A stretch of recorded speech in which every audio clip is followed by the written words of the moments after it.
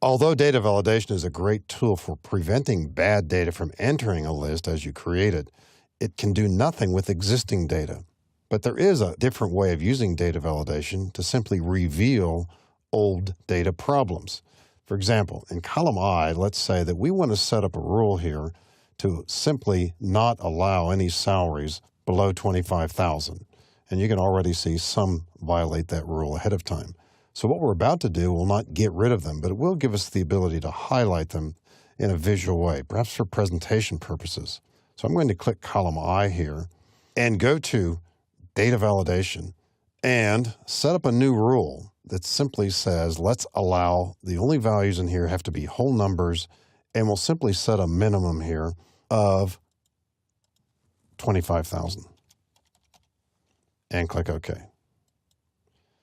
Now, we don't have to have that column selected necessarily, and the active cell can be anywhere. And we're going back to the data validation command to choose circle invalid data. Now, this actually looks throughout the entire worksheet.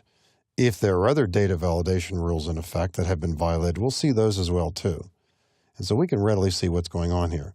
Now, you really can't do much with this other than display it.